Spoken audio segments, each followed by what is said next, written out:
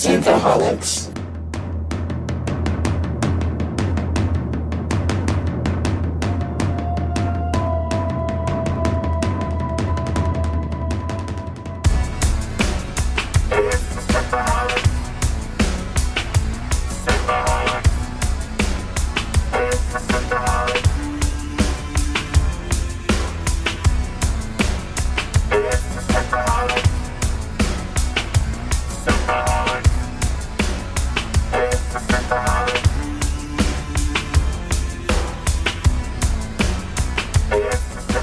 Welcome to Synthaholics. Thank you so much for downloading this episode.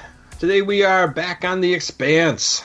We are here, myself, Aaron O'Brien, and David Duncan. What's up, Dave? Could you pass me a cigarette? I think I don't have enough cancer yet. I need more cancer. Need more cancer. So this week we are talking about the episodes Critical Mass and season finale Leviathan Wakes. Which is the name of the first book. Yes. This week, Holly can't be with us. She's with her family at the moment, but she did pop in for a minute and record her thoughts, and we'll refer to that in here and after we get through our story breakdown. But fun getting to this point in the story. I mean, I think we were saying last episode how great it was to see Miller and the Rosatante crew meet up. We're finally together. Yeah. We don't have to flip-flop anymore. We're in one spot now. Well, we get the Christian thing, but and sometimes the Fred Johnson. Yeah, but I mean, we're not flip-flopping between the two main heroes. There's the Miller and the Holden. Right, Holden exactly. Miller. So, so we for this episode, the first one comes up here, Critical Mass. This is season 1, episode 9. First aired February 2nd, 2016. And we get the whole backstory of everything that happened that we were wondering what the fuck happened. So we start Miller talking about his kind of like theory about how the Anubis comes and gets rid of the scapulae and then the Canterbury and all the other shit that starts happening. So he's got this whole thing kind of worked out. And then we get this asteroid where the scapulae is waiting to intercept the ship, the Anubis. And Julie Mao is on the ship. And they're all OPA. So they're, whatever you want to call them. We're all belter-loaders. Belters, but they're like, I don't want to call them terrorists, but they're definitely military operations kind of thing. Well, the OPA operates on various levels. They're like semi-terrorist organization. They're also an allegiance, and they're also a budding third empire, sort of, kind of. Right. They're a lot of different things. The OPA is kind of trying to organize the belt. Right, I kind of think of them as, like in Israel, Palestine, how the Palestinians have the Hamas, and how they're kind of like viewed a little bit like a terrorist organization, but they also have different functions than just terrorism. So there's definitely a military aspect, but there's also other parts of it as well. So, well, I mean, I think the terrorism aspect of the OPA is more fringe people or people who are far away from the central core of the OPA. I mean, we saw the riots on series. Yeah. I mean, but riots aren't necessarily terrorism, I guess. I mean, no, but I mean, like we see, what's his name gets spiked through the heart. He gets Dracula'd. Well, but the thing is, I mean, there's peaceful protesting, and then there's the couple assholes. Sure, right, yeah. You know what I mean? Like, not in all things in life, right? Yeah. I mean, not everyone who's protesting is a horrible person. But there are horrible people protesting.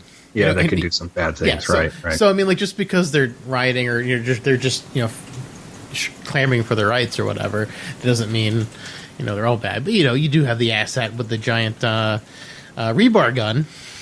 Sure. But so the OPA on the Scapulae are hunting down this stealth ship, the Anubis, and the stealth ship just takes over the Scapulae in a second. It's not even a thing, and they get they just get rid of everybody on the crew. But with Julie Mao, they're like, oh, that one's, you don't want to do anything with that. Just lock her up in this room here. The guy that got spaced, I think his name was Dave in the book. Dave! They spaced me. Dave's not here. I'm very cold right now. No, not really. It's so hot in Buffalo. Extremely hot. Well, just think of your coldest day, Back when we worked at the Yahoo when it was like negative 40 or whatever those couple days. Oh my God, I know, some pretty cold days. Those were some really bad days. So, yeah, think about those days. So, yeah, she's trapped on the... She is trapped on the Anubis, and you don't know even what happened to the crew. She hears noises and stuff, but she doesn't know what happened. And then she finally breaks out, and then she sees that she goes to the engineering, and she sees this blue glow, and she screams in terror when she sees the reactor, and all these people are fused inside the reactor. With Julie, join us. We are the Borg. Join us, Julie. Richard Nixon, is that you? I am not a cook. Are you a head in a jar? Are we in Futurama now? No, this is the wrong franchise. Oh no! Actually, it could be the same franchise. We don't know. We haven't seen that part of New York. We're not that far ahead in the future, but possibly.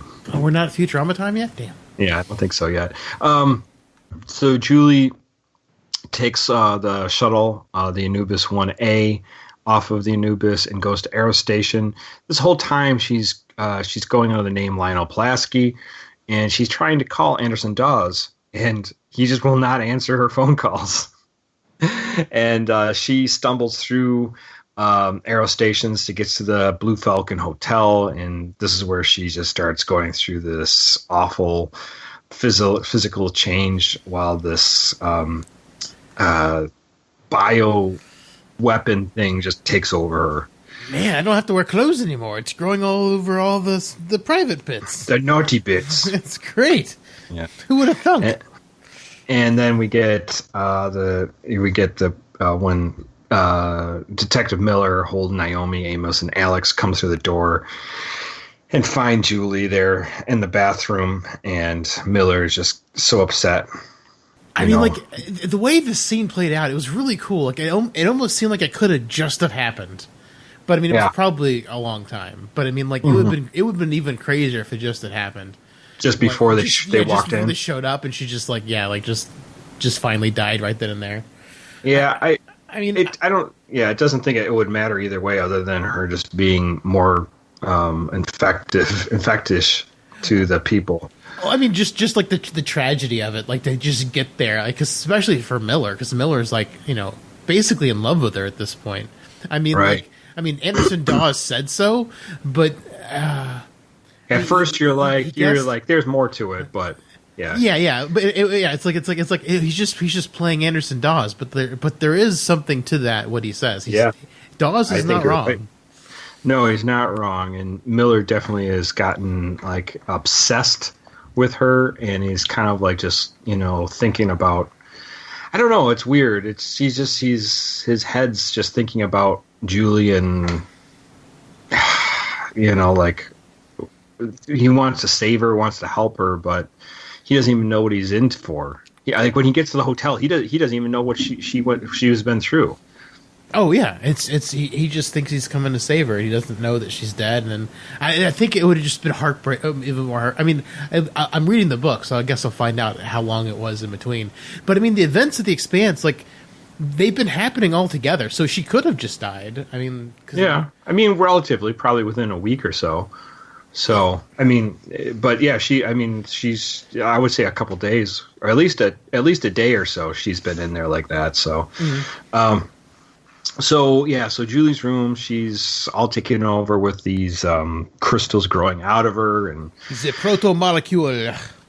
Yeah, and then we meet. They leave the room, and then they go down to the lobby, where we see Semi. Semi is like kind of like, what the fuck happened? And when he sees Miller walk out, I don't have a broom big enough for all the shit in here. Yeah, exactly. And he's like I can't just make this go away, like what the fuck happened? And he tells Miller, it's like to lay low while he tries to clean up the mess. And so when they leave, then we get this scientist, Anthony Dresden, and his operatives show up, and they're here to get Julie Mao, and they're taking over the whole crime scene. So Semi's no longer needed. So Dresden's in there. Are no longer required. Your services are no longer required. Right, exactly. And then Dresden says that Julie's body is what's happening isn't airborne. He says, but if it's wet, don't touch it. So he's taking samples from Julie's body, and he's kind of going through the whole thing. And it's like he says, prepare the injections. So that sounds creepy. And then at least it's not airborne. Ugh, okay. Dresden then calls Julie's father, Jules Pierre Mao, and tells her the news that daughter's dead. But we got lucky because we got the whole proto molecule, and the injections are being prepared. And says, just give us the okay, and we'll go ahead and start. And Mao calls him back and says, proceed as planned. So do it now. Don't let him die for nothing. Mao is behind some pretty awful shit. So. Mr. Meow. Meow. Then elsewhere in Eros, we have Holden and Miller and the rest of the Razdante's crew kind of going through the area, trying to like get their heads together what just happened. When all of a sudden we get an announcement that there's a radiation breach, and their ship had exploded or something and it started this radiation. One of the ships and one of the other ship holds had exploded, and thankfully it wasn't to the Rosie, but right. This explosion has locked down everything. And funny enough, a lot of the fake policemen here are those OPA members who stabbed. All right, yeah, stabbed. What's his name? Miller's partner. Miller's partner back on series, right? Yeah. But on, so these are CPM police officers or goons, basically, and they are trying to give him iodine supplement so they can, survive this radiation. But what we find out pretty much later is that's not what they're doing. They're giving him the injections of this protomolecule. Yeah, we're gonna accelerate this growth with some good old fashioned radiation. Yeah, exactly. It's pretty insane. So, so the CPM people, the security are giving them all these shots, and from there, Miller sees Dresden, and he recognizes him from a recording in Phoebe Station. So he's like, "Oh, I'm going to go after that guy." And Miller goes after him, but Holden goes with him. And when he's going to take the shot at Dresden, basically Holden kind of like stops him, and they get into kind of like a fist fight. We don't kill people. What are you doing? Amos kills people. Amos kills people, right? And then Miller and Holden while they're fighting, one of the CPM cops comes and kind of stops them from fighting, and that's when they kind of like tackle the CPM and see like what's going on, what's happening here, and they get some information because the guy's just a goon; he doesn't know what's happening. Good old goons. And they go to an area that's like a doorway. They shoot the goon, don't they, just to get him to cooperate with them? They shoot the goon to get him to cooperate, and then they use his injury as like, oh, well, tell us where your base is. Yeah. And then you go to this area where there's this room, and there's all these people that are just like, they're all sick in this room. There's got to be like 30 people or more. And they're like, what did we find here? And then buzz, and the light shoots on. And they are just bombarded with Radiation. Bombardment. Wasn't that a Simpsons episode? That was a Bombardment. Bombardment. Yeah, exactly. you just quoted a Simpsons episode. I think so. I think you sent me the bombardment video a long time ago. Did I? Yeah, bombardment. It's just great. That's funny. So I was actually thinking about bombardment the other day. And then you said bombardment, so I was like, yes, bombardment. Bombardment. So then so we're they're just been hit with this huge radiation thing, and like Holden turns to Miller and is like, yeah, basically we're dead. We are dead. We had enough radiation to kill us. Yeah. Then the end. Then we go back to Earth. There's Christian, and she visits Franklin DeGraff's widowed husband Craig, and Craig's not very happy to see Christian, and she's like, "I'm not really happy about you." Isn't what Craig you did. just like the male Karen? Well, maybe, but Craig. but you did definitely. Christian had a hand in what was happening here. Yeah. She earned getting male Karen. Yeah. But yeah, maybe he's more of like a Jenny Craig, just going on diets. Maybe. Mm-hmm. Yeah, I don't know. But anyway, gotta eat the kale. She finds Christian goes to says, "I just need to say goodbye," and goes to Frank's study and finds these 3 sharpened pencils in his desk and takes them. I'm a pencil thief. And these are data drives. Pretty crazy. It's like it documents everything he was writing. Like there's actually like when she downloads the information, you actually see like handwritten notes. Yeah, it was pretty cool. I was like, oh, that's cool. That's totally weird. So, and then on Tycho Station, we get Fred Johnson. He's kind of like practicing a speech, and he gives this broadcast, and it basically says that we did not shoot this president. Yeah, basically saying that, I know you're blaming me for a lot of this shit, but it's not me. I said, I got this data cube taken from Martian uniform that was on the Donnager, and it basically and it says an analysis of everything that happened with the Donnager, and the attacks were advanced stealth fighters that were built on Earth in the Bush naval shipyards. Oops. So, and then... they call me the butcher, but it's only because I'm so good at preparing beef. It's what for dinner. So, so that's how the episode ends, with everyone watching this, like Christian and everyone from the UN. And pretty intense, the ending of that. You're like, oh, shit. So... Yeah, they don't hold punches on the Expanse. It's pretty good. Right. And then we jump to the episode Leviathan Awakes. And this is episode 10, the very last episode of season 1. And we're back on Eros with the radiation shutdown. And they kind of talk and say, hey, this has got to be all bullshit. And we got to find, we're with Semi, and then he says, we got to find the mech shafts that the OPAs used. And we got to, we got to get down there. And these people kind of show up and is like, can you take us with us? So they're like, oh, come on. Oh, one thing we forgot to mention from the previous episode is that Holden told Naomi 3 hours. If you don't see him in 3 hours, GTFO. Yeah, just get out as fast as you can. Then we jump to Miller and Holden, and they're found a medicine cabinet, and they're kind of raiding it, and they're getting taking like just medications to keep them alert, keep them moving.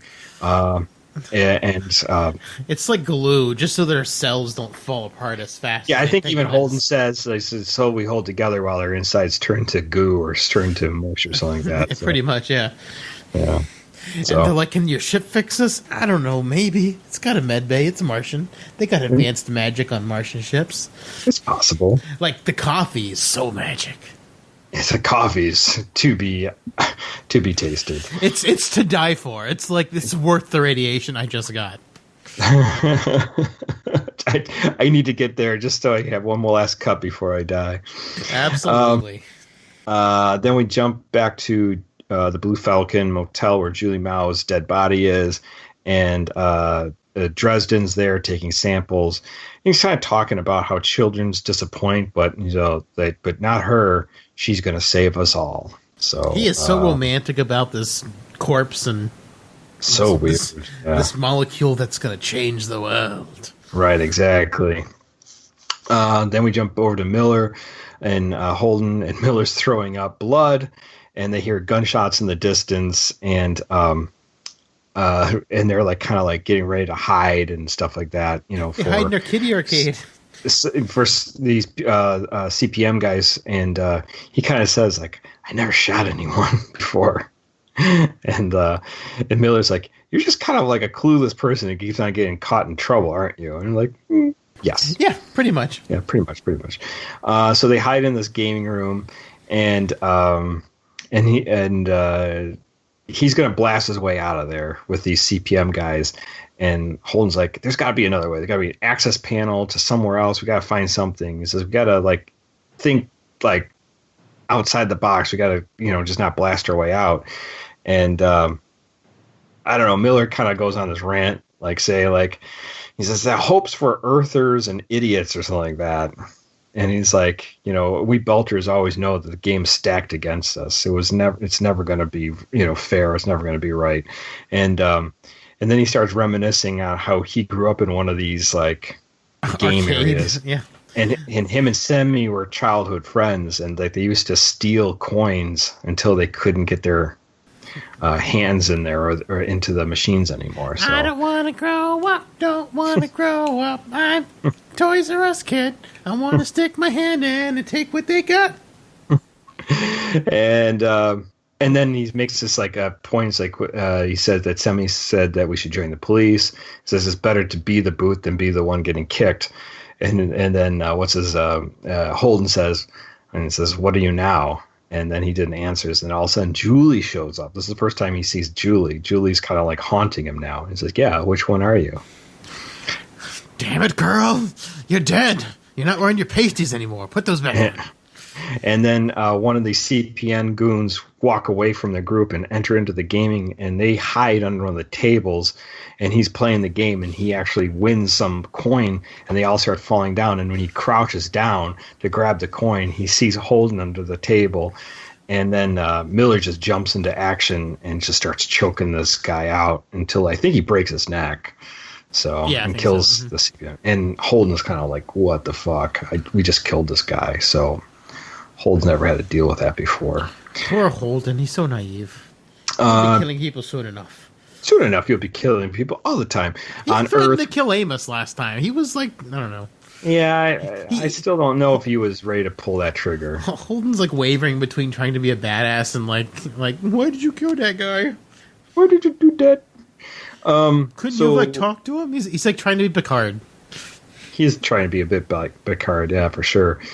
On Earth, we're walking into the UN facility, and they're talking that Fred Johnson knew about these fusion drives, and Christian's like kind of saying like this has got to be Fred Johnson's thing on Tycho Station, and the air rights guy, the UN secretary guy, he's basically says, "Oh yeah, so these drives were built on Earth, but they were taken to Tycho to be put on Fred Johnson's ships, and we're gonna nail this guy." And we can see Christians kind of like going, "That doesn't add up." I'm pretty sure the Nauvoo is an opposite of a stealth ship. Just right, saying. Right. Yeah, so you see it go across her face, and Airite kind of goes, "Everything okay?" And she goes, "I'm sorry, the death of Franklin still is affecting me, but I'll be okay." And says, "Let's nail this Fred Johnson guy." And he's like, "I like this side of you." So she's still fooling him, but she's putting the dots together in her head. She's smart. I like her a lot. She's definitely, and then she's like realizing that she is like losing the upper hand with the information she's got. So she's got to like play dumb, which kind of sucks. But at least she knows enough to do that. Yeah, she's smart enough to play dumb and lay low for a bit until she gets more info and read the room. Right, exactly. Read the room you always got to read the room. Back on Eros, they're in the mech shafts and they're just getting lost. And Semi is kind of like nagging Naomi, like, you don't know where you're going, just tell us if you don't. But she finds a OPA map that's been kind of scratched into the wall, and she can kind of figure out where she wants to go. So we're going from there. And then Holden and Miller are, we jump back to them, and they're in the emergency. They hear that the emergency system that's been playing over and over again is stopped. And so they're like, well, good. I guess that's over, which just making a joke because obviously it's all bullshit. Then Miller starts throwing up more. And he catches it. Yeah, He's exactly. Like, oh. And then Why'd you do that? there's this, and then like Holden's like, what's this thing that the CPM guys were building? It's like this like broadcast or some like scientific station that's there. They don't know what it's there for. So I was like, what is this? And then they notice that the train cars start moving. It goes back online. And when they open up the door to one of these, they just find just tons of these people of Eros that are infected, just like Julie. You see that blue, like veins and stuff like that coming out. Yeah. And they all start crawling out. They're like, oh, let's get the fuck out of here. So, zombies in space.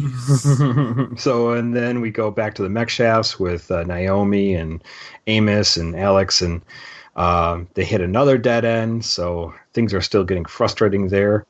And Semi's just giving her shit. Semi's just, yeah, I like Semi in the beginning, but I don't know, Semi kind of turned into a giant asshole.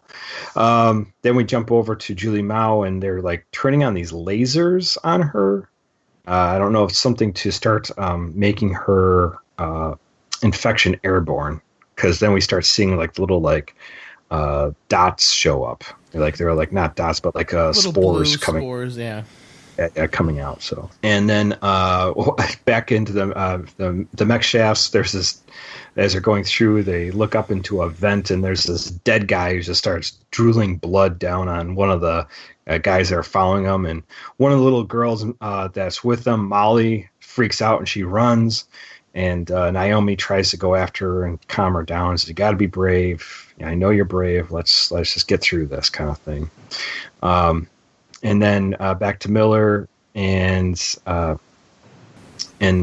James, and they find two CPM guys, and they just kind of shoot them and take them out and take their clothes. And the clothes you put in your motorcycle. And then they hear some noise, and then James is going to go check that out. And what James finds is it's that spy, it's that rat guy, Kenzo. And Kenzo's like, "Look, I know we had our issues in the past, but I know you're. I didn't know they were going to shoot at us. I know you're a good guy. You're a good man. That you wouldn't do, And then James Holden just fires his gun over his head a couple times and scares him away, and Kenzo takes off. So he's basically like, "Fuck off." And we get the scene just with Miller just looking at him like, I don't know what that was, but that looked pretty crazy. So. Miller's like, "You waste bullets not putting them into people?" Yeah, that's a stupid. What the fuck is way wrong to with do you, it. Holden? And then when you we shoot get at someone, you try to hit them. Yeah, then we get Molly back. She finds a family or friend in the mech shafts, and they decide to go. She decides to go with them, and and Naomi's like, if you go, because they're going to go to a hospital. It's like, if you go with them, you're going to die. You guys are all screwed. I've read the script. I know what's happening. You guys are screwed. Come with us. And so yeah, they don't listen to her, and they take the little girl with her, and that's the last time. It's kind of a haunting scene because you kind of know that things are going to go well for her. Naomi's that little right. Girl. Yeah, I know. Naomi's always right. So, and then further on, side point too, that guy who got that blood dropped on him, one of the other guys from Eros that they kind of like was tagging along. It's funny. He goes, "What happened to that other guy?" And he goes, "He didn't make it." Amos says that. Amos, yeah. Amos basically must have just taken the guy out. He's like, Amos, "Yeah, fuck you." Yeah, Amos must have given him some bullets. He's like, that because that blood dropped on him, and he probably saw that. It's like, yeah, you ain't following us. So actually, he didn't hear any shots, so he probably just strangled him. Probably did. And then, but some of the people that was with Molly's group, they decided to go with them to get off get off Arrow. So very wise. You chose wisely. And then they get to another dead end, but then, and they're like, what the fuck? I thought you knew we were going, Naomi. And then Alex kicks open this like grate, and it's a big shaft that goes right down to where they need to go. So they're going to head down. Freedom. Then we get a scene with Christian and her husband back on Earth, and they're sitting there talking about everything that's transpired, and she wants her husband to go to Luna and take the little kids with them. And they might try to assassinate me here. Because they go away. Yeah, and then she's very brave, obviously, because she knows what's at play here, and says if Airite killed Franklin, that they might come after you. And then she says, that's okay. I'll play the stubborn old woman, too blind, eyes locked on yesterday's game to see the world has passed her by, but knowing that she knows what's going on. So that's the part she's going to play. She's going to, like you said before, she's going to play dumb until she can act. Until she has the opportunity to have advantage. And and I gotta just say, the scene, Christian looks gorgeous in the scene. She just looks so beautiful. I'm like, what the fuck? I want to know what she eats, like what she does when she's not acting. Like how many cigarettes she smokes? No, she just eats them. She doesn't smoke them. Oh, she's a tobacco eater. Yeah, she's like, because that'd be. I would like to know what her life regiment is like. It was really funny. Kaylee's mom is reading the books, and so Kaylee was like, well, in the show, this is the character, and this is who plays her. She's like, I want to be her when she grows up. Yeah. No, I just looked up. She's 68. Yeah, she's almost 70. That's impressive. She looks, yeah, absolutely. Yeah. And then Naomi and Amos and everyone else, Alex, they get to the Residente, and they're getting everything kind of like settled in. So they finally get to their ship. Miller and Holden run into like this huge scuffle between CPM and other security system. So these belters, and they just realize that they're not going to let them out. These belters out who are working with CPM, and Miller gets involved, and he starts kind of like throwing out. He's in the back, like basically trying to start a riot. It's great. He starts a riot by screaming out, "They ain't gonna ever listen to us. They're always gonna hold us back." Basically all the slogans that the belters know, because he knows them well, because he's heard them all. Well, he's helped quell the riots against the OPA, so he knows what they say. He knows the script for. Yeah, and we see the guy that put that spike through Holden's partner, Miller's partner. I'm sorry, Miller's partner. Yeah, we see him in the crowd. So he's there somehow. We don't know how he got there, but he is. Anderson Dawes was recruiting people, and Anderson Dawes sent them to be because remember, is there one of the earlier episodes like. I think Miller was saying a whole bunch of the riot gear had been stolen, and it was stolen by Anderson Dawes to give to these people on Ceres there to go be these security people. So it was a whole bunch of people from Ceres. It wasn't just the one guy. Well, so they start this huge firefight between the two groups, and they're just shooting and everyone getting shot, and Miller and Holden just taking out guys and trying to hide from all the other, people shooting. They're trying to get to the elevator. It's great. And they finally get to the elevator, and they call the guy over. It's like, come here, come on. Cathari, come over here. And then he just shoots him. And then he shoots him. And he says he had it coming. Long story, exactly.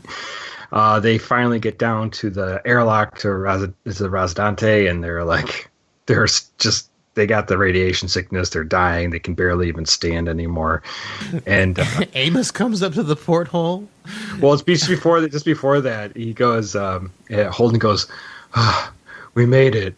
And Miller goes, I was never worried. Yeah, and Miller hallucinates seeing Julie Mao come out of the Rocinante, and he goes, beautiful, and it's Amos standing there. He's like, Amos is there. You guys look like shit. Yeah, exactly. Amos is great. We should back up real quick. I forgot to mention that. This is important. So on the ship, Semi is there, and he's like, "Let's get underway. Now. Let's go. Let's leave now." And he says, "No, we have to wait for Holden. He's going to be here soon. He'll be here." And he's like, "No, let's just start. I can release the clamps. We get out of here." And he's like not taking no for an answer. And Naomi's like, "We are not leaving." And it looks like Amos is going to listen to him. He's like, let's start the engines. Let's get going, Amos. And then Amos, because it just walks over, and then he just blows Semi, just kills him right there. And it's funny because for a second you think Naomi got shot because Amos is holding the gun at Naomi, but what doesn't realize that Amos pulls a gun and just shoots him in the back. So. And kills Semi right away. Yeah, that was a great moment of tension because I mean I guess not the last episode, but the episode before, you've seen that fallout the rift starting to seemingly build between Amos and Naomi, and then other part early in this episode, it seemed like Amos was listening to Semi more, and then he's like, "Oh, we gotta leave," and I was like, "Okay," and then it's like, "Oh shit, is he gonna actually turn on Naomi completely?" Thank goodness he didn't. But it was great, and he calls her boss again. He's back in good graces with her. But she has like a look of horror on her face, like you didn't have to kill him. Like you could have like just subdued him at most, So yeah, but I mean, Naomi was horrified because I think she's remembering what Holden said, like get the animal back on his leash, and I guess she never thought of Amos as an animal before, and maybe she's a little bit haunted by what Holden said, and then seeing how Amos acted in that situation. I mean, Amos probably made the right call because I mean, why take the chance of him? The guy's a police officer; he's probably knows how to fight. So I mean, Amos is probably trying to take it at the least risk as possible. Oh, for sure. Yeah. And then, so then Miller and Holden get on the ship, and they're getting treated now for radiation poisoning. Amos mentions to Miller that I shot Semi, so I killed him, and like Miller's like, what? What? But he's too tired and dying to care. Dying to just do anything at the moment. And this is an Alex can't get the Residente out of the docking clamps, and he's like, fuck this gas hauler shit, and he's just lets it rip off as he flies away from it. So it just tears off the ship, and they start taking off after Dresden's ship that's left the Eros. And Dresden's ship is heading to Thoth Station. Thoth. And then we get the ending with Kenzo wandering around on Eros and comes across this weird those spores flying around, and then they start taking his shape and looking like him. And then while he's like, what the fuck is this? And he's like freaked out. All of a sudden these like weird tentacle vines come and rip him and just pull him off the ground. And that's the last we see of him. And he's sucked into this whatever the protomolecule is turning into. Yeah, kind of like the ship engine on the Anubis. It's just making congealed mess of people. And that's how season 1 ends. Woo! Cool stuff. It's nuts. And the thing is, that's not even the end of the book, and that's still like a crazy good ending for like a show. I mean, they did really good. Absolutely. Do we want to get into Holly's thoughts real quick? Oh, absolutely. We'll get to that right now. So altogether, I'm really enjoying The Expanse. These 2 episodes that are going to be discussed today, I really liked that the 9th episode was kind of like not necessarily a recap of the season, but it was a recap with the backstory of what was happening on the other side, which was cool. I really liked that. That was fun. And then episode 10, shit got crazy. Yes, very informative. At least, it's coming to a head. The story's getting really juicy, and Well, 2 or 3 heads because of all the radiation, right? right, exactly. So I really like the prospect of, wow, this is actually a cliffhanger. Like, that's nice. So Eros became like the sewer in Futurama where all the mutants live. I just remember the first time that was on there, he had like some guy was playing guitar and his G string broke on the guitar. And he goes, "Do you know how long it's going to take till someone flushes down a G string?" Oh my god, I was laughing so hard. Oh, I get G strings all the time. What are you talking about? Yeah, guitar one. Oh, not that kind of G string. Oh my, Not that G string. Yeah. But yeah, I really enjoyed it. We talked last week, or the last time I was on, at least, about Amos really growing on me. It was nice to see, like a tumor, like will happen when you are exposed to mass amounts of radiation. But I liked to see that he kind of, well, I don't want to spoil the episode if this is going to be aired before the stuff. I don't know. We'll put it in like after the discussion. Oh, okay. I like that he's kind of back to now following Naomi. Nagata? Is that her last name? Yeah. And then some. Because I don't think that's exactly what she wanted when she asked him to take care of this, or what is. Well, he just said, one. He's like, "We're not going. Do it. We're waiting for them." Right. And then he was like, "I don't know. Fuck you, dude. You don't get to boss me around." Yeah. But yeah, no. I like to see that almost feels like their friendship is going to be okay. It was fun. I had something else I wanted to say, but I don't remember what it was. Christian, I think I'm really excited to see what she does, because I think she's about to play the fool, because I think she's now that, the whole statement about Earth being behind it, I think she's got some ideas, and I think things have clicked into place, and I think she's going to play the naive part and kind of figure out what they're actually doing and try to stop it. I don't know. She seems like she's going to be a good guy, but she walks this line of good and bad that it could go either way. Oh, I know. It's great. She's awesome. Yeah. Yeah. But that's pretty much where I'm at. I'm excited to go on to the next season. I felt that they did a really good job with ending the first season. I thought that it was a good way to keep you pulled in, because it wasn't like there's this big bad and there's the resolve. It was like, okay, this is about to get worse. Yeah, it just gets weirder and weirder. This is what the Expanse is. Things just get worse and worse and worse. And right. It's funny because it starts off, you're like, well, the Expanse, it's kind of a shitty, grimy world, and then it just gets worse and crazier and weirder. Yeah. It's pretty cool. Yeah. But Ed, what about you? I mean, I know David is like obsessed. You're even reading the books now, aren't you? I'm listening to the audiobooks. Yes. Nice. In that first bit where she's stuck in the Anubis, she was in that locker for like 7 or 8 days, if I remember reading in the book right. That's a long time. She was pissing all over everything. Well, maybe not. Maybe only for the first day, and after that, you kind of run out of pee. Well, the thing was, she found a spacesuit, and she ripped the spacesuit apart inside the locker so she could get at the water and that, and she had to survive on that. But she used the bag to pee in, and then like the bag ran out of room, so it was just.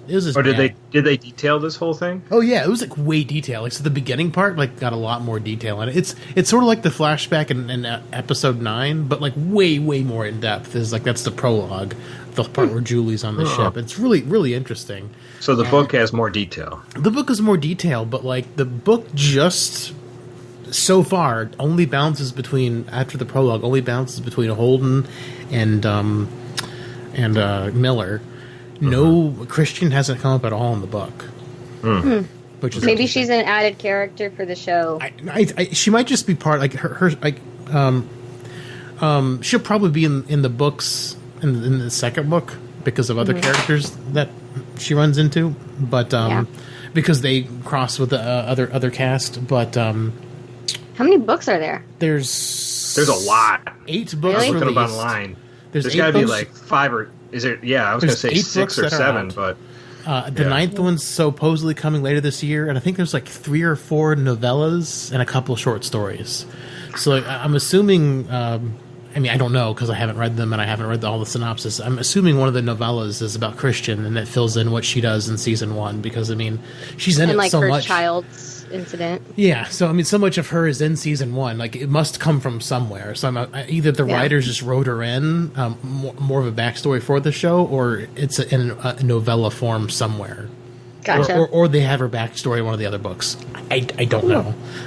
But so far, it's basically the book's been interesting. It keeps bouncing back and forth between specifically. It's just it's kind of like written like Game of Thrones, where it's from the character POV, and it's just between those 2 characters the entire time so far. Nice. interesting. Cool. Anyway. Well, I think it's great that you recommended that we do The Expanse because this has been really fun. And there are like 4 seasons right now, Fifth right? is- Current? Current 5th has been filmed, and Just not released. Not released yet. I mean, I think the season 4 came out December 2015. I mean, not 2015, 2019. And I was going to say, that's kind of a long time. so presumably season 5 will be out, December 2020. Yeah. Depending on how bad COVID has wrecked it. But I mean, as far as I know, Yeah. as far as I They know, might hold on to it. they're done filming, as far as I'm aware. Gotcha. Nice. Yeah, and I don't know if Amazon's picked it up for future seasons. I really hope they do because it's so good. And It is like really good.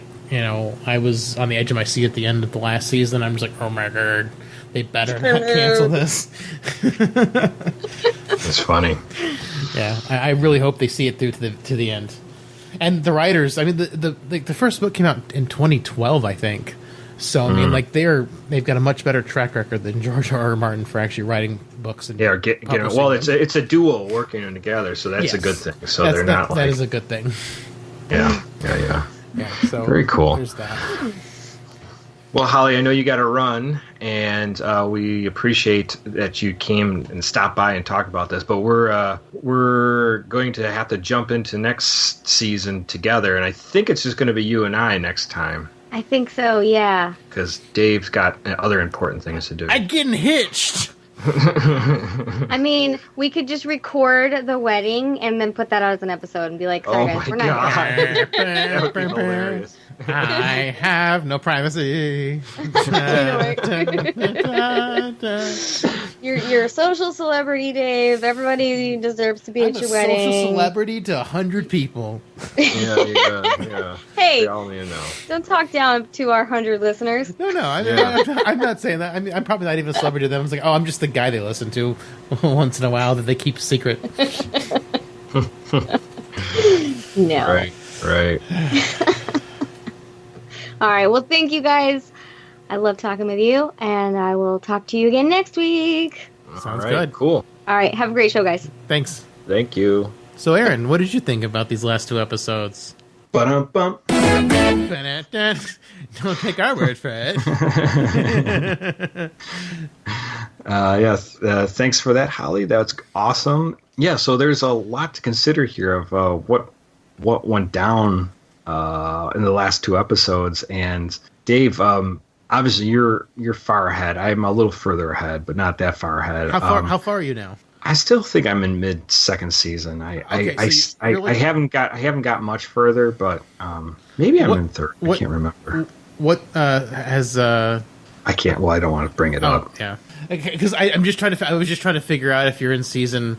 Has Naomi started acting weird? We always actually this the last episode. Yeah, this episode where she knows the shafts of Eros and she knows like the mech shafts. Like someone says, like you're full of surprises. Well, no, like there's a huge tonal shift in how Naomi starts acting when the second book starts. I noticed it immediately, like more so than anything else. Like, no, I know. I guarantee you from the beginning. After I got more information, as we saw more with Naomi, I knew there's more going on with her. I don't know what it is.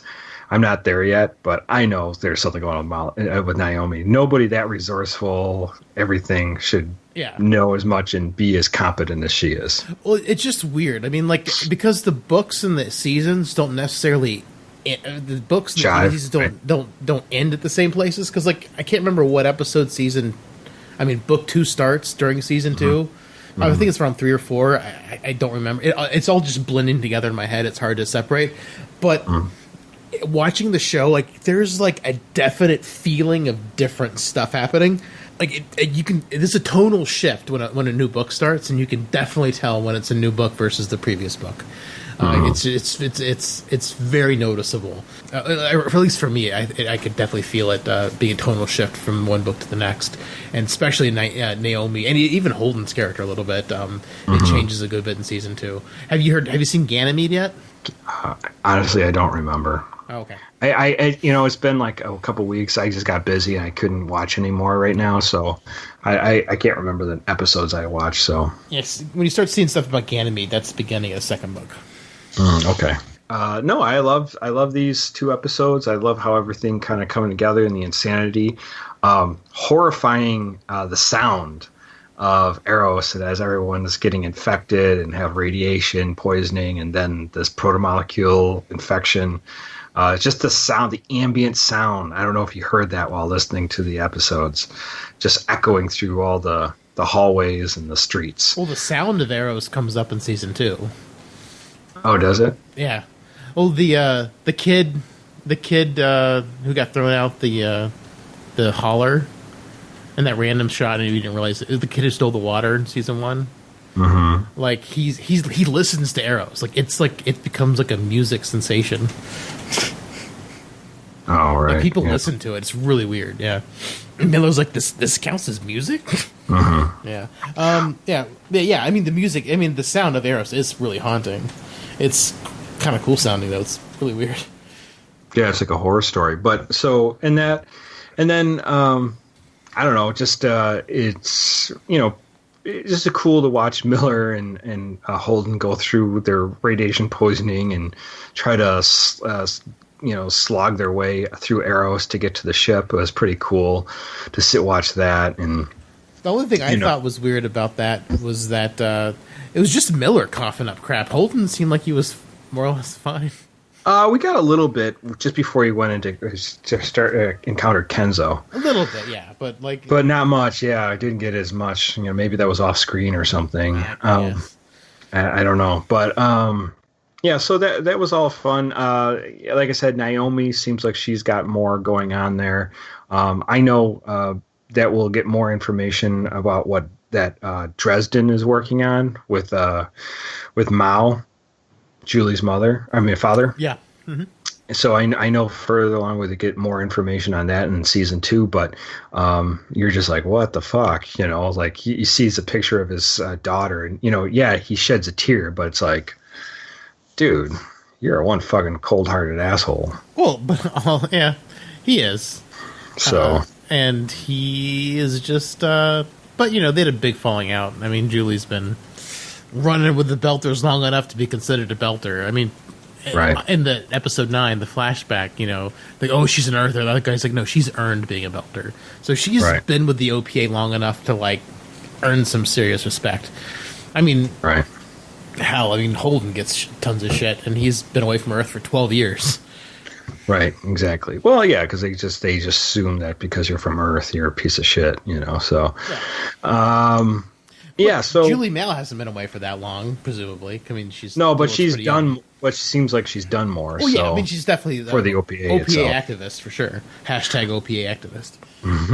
But yeah, so it's really cool, and the way it ends is really interesting because you do get to see obviously them finally get away from Eros, but then what's happening on Eros at the last scene with Kenzo getting taken by that.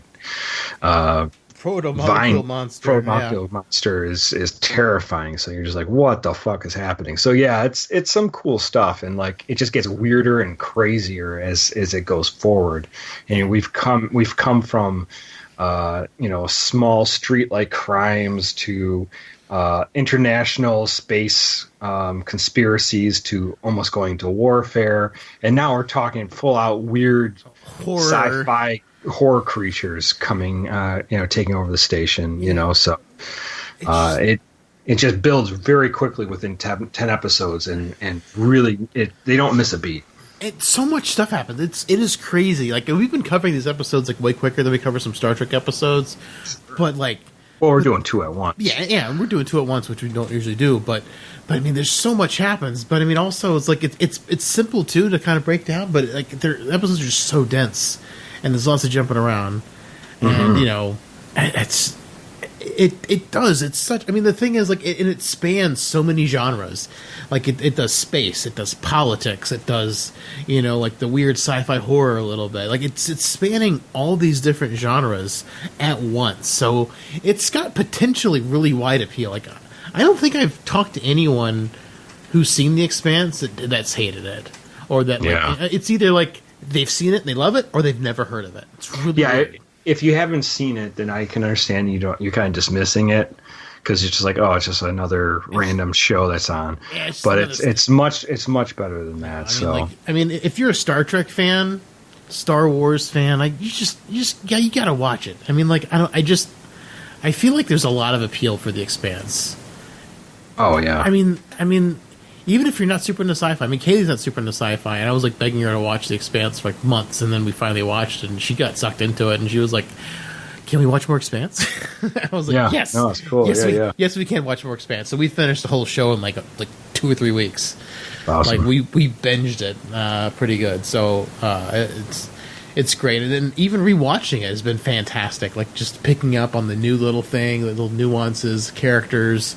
I mean, it's worth, like, I don't know, like with Discovery and Picard, like, I don't think I pick up anything too new, like, rewatching it over and over and over, and I feel like it'd be a drag. But The Expanse, I'm still loving watching it over, and like, I don't know if I think I said this earlier during the chat with Holly, that I actually am reading the first book now. Right. Yeah. So, like, I mean, I love this so much. I just want it all. I want to take in as much Expanse as I can. I want to consume as much of it, because it's just fantastic storytelling, great characters, interesting story, and each book's a little bit different. I mean, there's definitely big tonal shifts as the books go on and as the overarching story goes on. And I don't know, like, it's one serialized show that I can probably come back to, a lot more than some other serialized shows. Oh, absolutely. Yeah, it's very interesting and so just well done.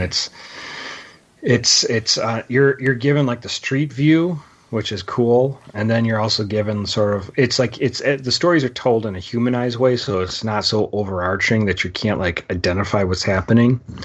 You know, I could see Expanse going in a way, if it was poorly written, to be more like Phantom Menace, where you're just like, okay, how do these characters fit into it, kind of thing, you know? Yeah, absolutely. Like, this is big political story, but you know, these characters are barely tagged onto it. These characters are embedded into it, and they're actually moving things forward, whether they know they are or not, you know? So yeah, I mean, it's hard to explain how good this show is, especially to someone who's not seen it before, because it's hard. I mean, I don't know. I mean, how would you explain this to somebody else? 'Cause there's so much, like, it's science fiction, yes, but it also, like, it's the political notes. It's got the conspiracy notes for people who are into, like, mysteries, like, and it's got sort of like this weird monster sci-fi horror thing a little bit. I mean, it's not heavy, but I mean, it touches all these little genres. I think it's kind of hard to explain The Expanse to people. It's kind of has everything other than, you know, like, it's more of a hard sci-fi, so it's like there's not a lot of fantasy elements, like, so you're not going to get like a force kind of like power. You're not going to get lightsabers. You're not going to get anything that probably wouldn't exist. Yeah, I mean, I usually lead that it's like a realistic take on science fiction. That's kind of how, like, I lead with when I try to tell people, oh, The Expanse is great. It's kind of a realistic take on the sci-fi genre. Yeah, and we're not even out of the solar system yet. I mean, they talk about it with the Nauvoo, but far as maybe ships have left the solar system, but they're not. Technically, Epstein's ship has probably left the solar system, right? Because he's just flying, and just his corpse is just flying until it runs out of fuel. Oh, well, the thing is, even when it runs out of fuel, the inertia will just keep flying. He'll keep going until he hits something. Yeah, exactly. So, I don't know. But yeah, it's so freaking. It's just so cool. It's just a cool characters, cool storyline. Keeps you just interested constantly. So yeah, And I love it. I mean, it's not. I mean, I don't even want to like compare it to Firefly because it's not really like Firefly, but it kind of is in a way because it's a small crew. I mean, it's a smaller crew than Firefly. I mean, It is. Yeah, it's a small main cast. I mean, you got and more limited too, where they can go and what they can do. You know. Yeah, but I mean, I don't know. It's like I don't want to compare it to Firefly because it's not really like Firefly in most of the ways. It has echoes of Firefly in there. Little bit. Like yeah. Amos definitely echoes Jane a little bit, except for Jane wants power and Amos doesn't. But they're very similar archetype. Other than that, and I don't know. I mean, you guys listen. Like, if you are big Expanse fans, how do you guys like pitch the Expanse? Send that to us in an email at synthaholics@yahoo.com or join our Facebook group. Like, I want to know like your guys' how do you sell this show to other people? Because I mean, like, I just say it's great, and it's hard to explain why it's so great for me. Yeah, I don't know if it's hard to explain. I just think it's just one of those shows that it's more realistic than most. Mm-hmm. You know, I mean, even more realistic than Star Trek, honestly. Yeah. Star Trek's got some great stories involved in it, but it's not. It's so far in the future. It's like the way things work don't always, like you'd never have to worry about gravity. Yeah, because all the ships have gravity. They have their gravitational plating. They've got inertial dampeners, so you don't experience G-forces the same way. And I've seen the authors of the Expanse talk about how they didn't like how Star Trek has them moving 10 times the speed of warp, and they just stop, and then nothing happens to them. But right, I mean, warp doesn't technically work that way. Warp isn't acceleration, right? So I mean, exactly. so they're not really going anywhere and or stopping. I mean, with impulse they are, but I guess that's what inertial dampeners are for. And I mean, Star Trek has scienced its way out of all these problems. But some people don't like that because they don't feel like it's realistic because people don't think it'll ever really happen. So I mean, they're probably right. It's not going to happen anytime in our lifetime. But I mean, Expanse's technology theoretically is like maybe within our lifetime. Possibly. Yeah, I mean, as soon as we can figure out fusion, and if they don't keep pushing out fusion 40 years in the future, continually, if they actually do figure that out, like soon, I mean, this could be a thing, because I mean, they're using fusion drives. Right. Fusion powered drives. So, I mean, if fusion happens in our lifetime, Expanse-style ships could theoretically happen in our lifetime, which is kind of cool. Yeah, absolutely. But yeah, so I'm super into this. I'm totally invested. I love the Expanse. I love talking about it, especially after we've done our foray into Picard. You have to remember, like, just to talk about Picard for a second, we did a whole, 10 episode We did, I think, more than 10 episodes preamble leading up. Preamble to Picard. And then Picard was 10 episodes long. And, so we're about 20 episodes in Picard or whatever, and, in that ballpark. I don't know how long it was, but it was quite a while. And honestly, I mean, Picard just could have been a lot better in a lot of manners. And this, the Expanse here is taking off with no pre-existing franchise. Yeah, no franchise, no groundwork already laid out. Other than the books, I mean. Well, that's what I mean. But I mean, you sit down to watch Expanse unless you've read the books, you don't know anything about it, and you're sitting down and you're watching this and you're just getting into it and loving it. And with Picard, you have 50 years of Star Trek, and then you're watching and you're like, okay, that's kind of neat or that's interesting, but what about this aspect? What about that? And there's like gaps that aren't filled in or things aren't really told well. And it just is frustrating because, we had high expectations for that. And within 10 episodes of Expanse, I feel like I got like such a huge epic story, and the story's not even finished yet. Yeah, it's we're not even done with book one. Like it's such a different take. Like 10 episodes feels like so much has happened, and then with Picard, it felt like nothing happened. I mean, polar opposites on how the show is set up and done. And for all you out there who might be new to the podcast because you weren't Star Trek fans and you are fans of the Expanse, you're listening to us because of the Expanse. I mean, we kind of dropped the moniker a Star Trek podcast because we're going to be more than a Star Trek podcast. We would have to want to cover The Expanse, maybe Wheel of Time. We've been covering Dune. I mean, we want to just spread into a more of a wide sci-fi thing. But no matter what we talk about, we'll probably always be talking about it through the lens of Star Trek fandom and being Star Trek fans and comparing it to Star Trek, because Star Trek we eat, breathe, and sleep. And because we're so embedded in Star Trek, we can't help but compare, because that's our framework, and that's where most of our 200 episodes prior to this had been about. Yeah, absolutely. Star Trek. So a lot of Star Trek, yeah. Yeah, so I mean, we're still going to do Star Trek, and we're still going to do all the things that we've been doing, but we're going to do more general sci-fi and stuff that we're excited about. Hopefully, some newer stuff when new sci-fi movies come out. Like I know, Aaron, you said you wanted to do Tenet, and that looks amazing. That looks good. So we'll probably do more comic book movies too.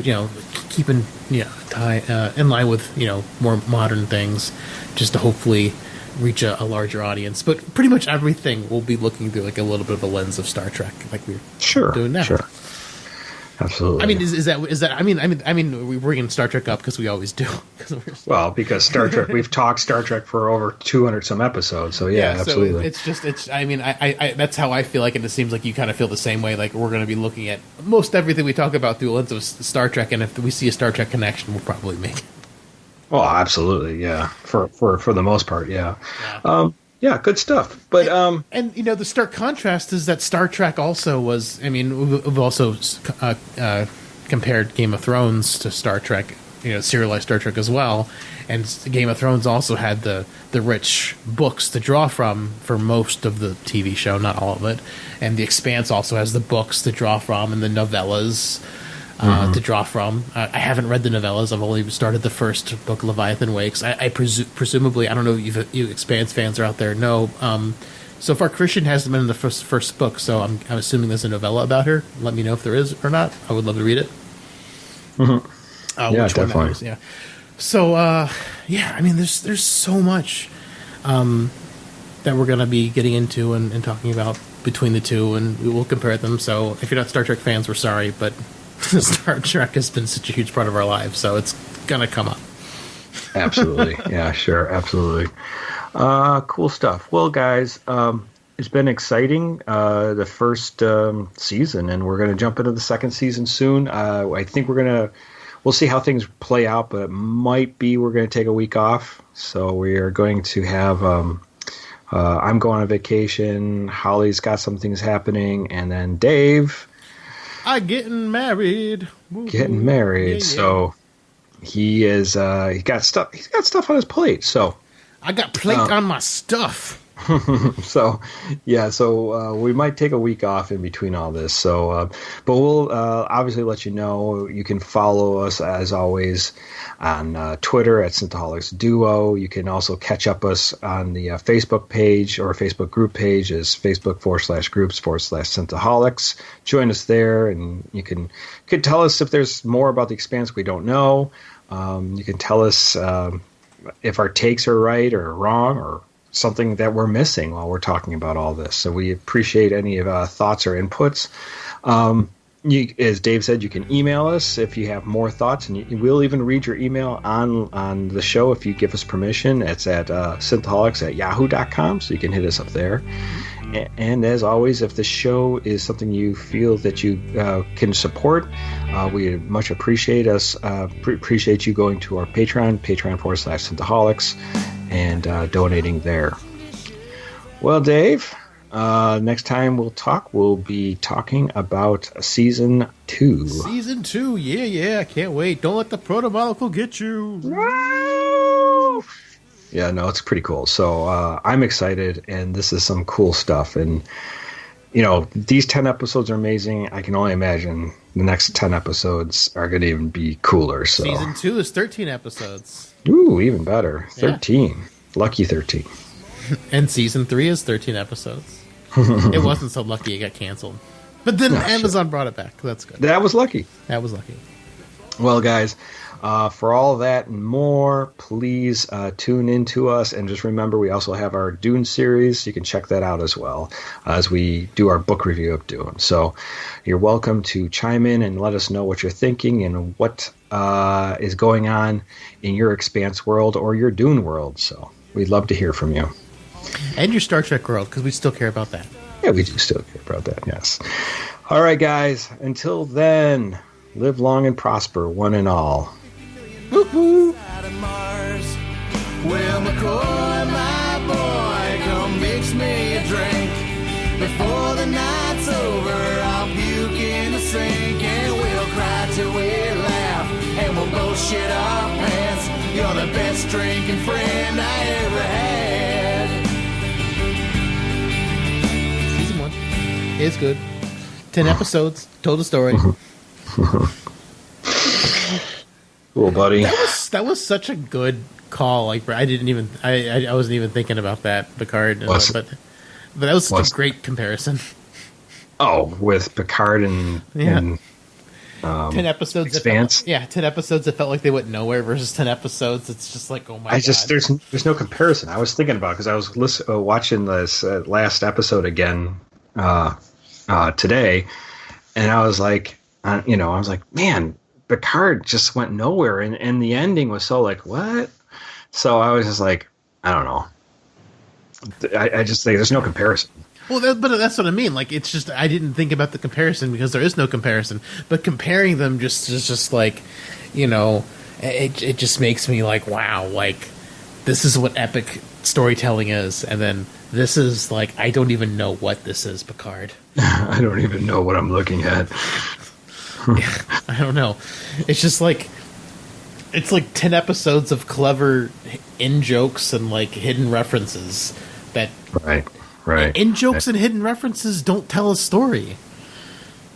Yeah, I know. I mean, like they're great to have, but you got to have a story to go along with it, please. And please, Picard. Picard definitely had some shining moments there, but they just didn't connect all the dots. What's a dot? No, but we got a spot too. We don't need dots. That's right. There's protomolecules. Protomolecules. Man, Expanse is so interesting. I can't wait to see how the next season's going to roll out, and like I'm excited to get to the books. I mean, I'm hoping I'll be able to finish the books before season 6 comes out. If there is going to be a season 6. Yeah, I wonder. Yeah, gotta wonder how things are going to all tie up. If it will tie up or keep going. I mean, I think it's planned out as 9. Mm-hmm. It's 9 main books. So I think that's going to be the conclusion of the series. But God, I mean, it's such an interesting world. They could literally make spinoffs. I mean, they could do like they could do an Expanse the Next Generation, like have it a couple hundred years in the future, like to see what that would look like. You know what I mean? Like since it's so near future, they could do a lot. I mean, like, will we see a green Mars? Yeah, it'd be interesting, right? Yeah, I mean, they could do a lot of interesting stuff, and like, I love how, like, I don't know, like, have you seen the episode where they talk about the Drake equation? I don't think I remember that one. Oh, okay. Yeah, I can't remember what episode I left off at. I just don't remember off the top of my head. It was really funny. Like Kaylee rolls her eyes at me a lot of times by how much of a nerd I am, and so like they show the Drake equation up on the screen, and I'm like, oh, that's the Drake equation, and then they say like this is and then the show talks about the Drake equation, and she's like, how did you know that? I was like, because I do. I've watched videos on the Drake equation.